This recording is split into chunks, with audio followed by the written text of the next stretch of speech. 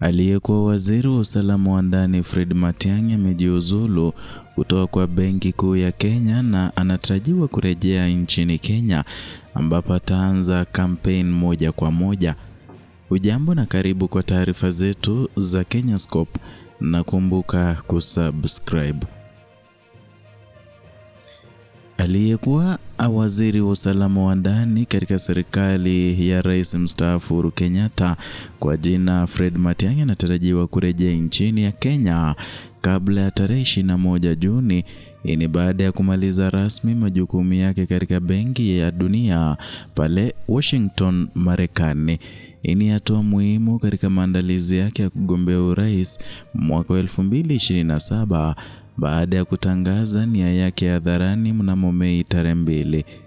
Daktari Matiang'i aliondoka nchini Mei tarehe 18 kuelekea Marekani kwa lengo la kuwasilisha rasmi barua ya kujiuzulu kutoka kwa nafasi yake ya kitaaluma aliyoishikilia tangu Septemba mwaka 2022. Kwa mujibu wa vyanzo vya karibu na mwanasiasa huyo, alikamilisha shughuli za makabidhiano ya majukumu mnamo Mei tarehe 30 na sasa yuko huru kurejea nchini wakati wowote.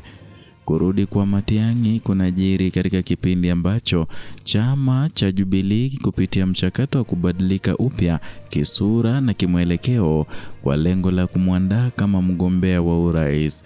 Viongozi wa chama hicho wamekuwa wakimtangaza kwa nguvu kama chaguo jipya la kisiasa na wakimtaja kama kiongozi mwenye maono ya mageuzi na uzoefu wa kiutawala.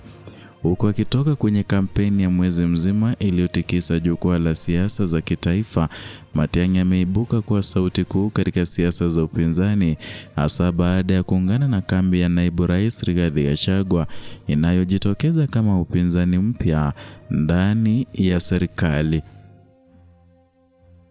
Ushirikiano huu umeibua mvutano wa kisiasa unaoashiria makabiliano mapya kuelekea uchaguzi mkuu wa mwaka 2027.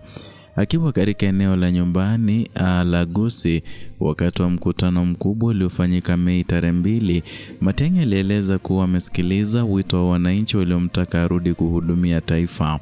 Aliahidi kurejea Marekani kwa heshima ili kuhitimisha wajibu wake wa kimataifa kabla ya kujitosa kikamilifu katika siasa za nyumbani.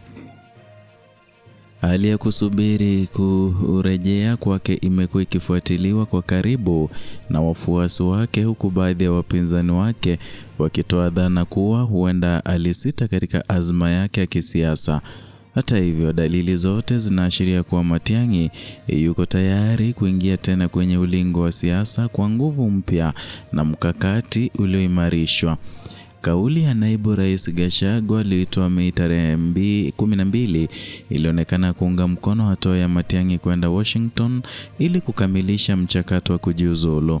Akihojiwa na kituo cha redio cha jamii ya Kisii, Gachagua aliwahimiza wananchi kuwa na subira na kumtakia heri katika hatua hiyo ya mpito.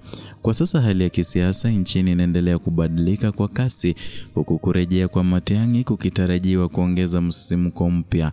Vuguvugu la uchaguzi wa mwaka 2027 linaanza kupamba moto na nafasi ya Matiang'i katika mwelekeo huo inaweza kuwa ya kuamua mustakabali wa siasa za taifa kwa miaka ijayo.